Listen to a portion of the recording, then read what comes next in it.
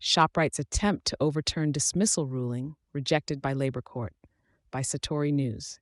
In a notable ruling on 26th of August 24, the Labor Court of South Africa in Kiberaha dismissed an application by Shoprite Checkers to Limited to set aside an arbitral award made by a commissioner of the Commission for Conciliation, Mediation and Arbitration, CCMA.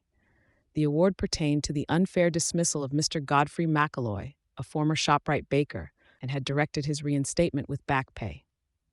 The application, filed by Shoprite, claimed that the CCMA's decision was beyond the bounds of a reasonable decision-maker, given the evidence presented.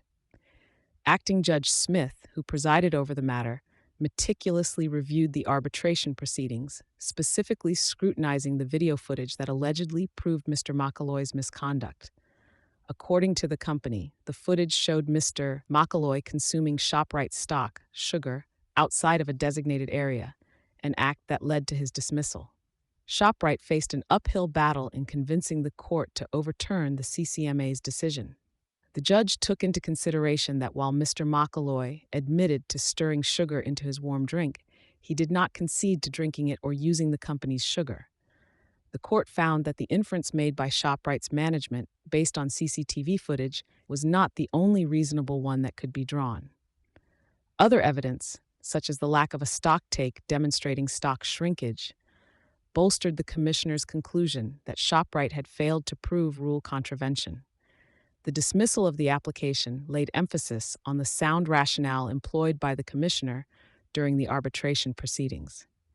Judge Smith highlighted the limitations of inferential reasoning in the absence of direct evidence. Without clear proof of misconduct, the charge of consumption could not sustain, since the video evidence did not show Mr. McAloy's act of consumption, but only the act of stirring sugar into his drink. Beyond the direct challenge to the validity of the evidence, Shoprite's application also suffered from a potential procedural misstep. The application was delivered on a date that appeared to exceed the statutory 6-week period prescribed for review applications, although this point was not definitively resolved in the judgment. Nonetheless, the judge indicated that timely submission is critical, and failure to adhere could be grounds for dismissal, independent of the substantive issues raised.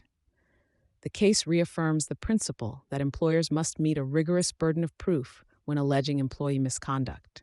The stringent scrutiny applied by the Labor Court in its analysis upholds not only the procedural sanctity of labor dispute resolutions, but also the rights of employees to fair treatment under South African labor law. Thank you for choosing Satori News.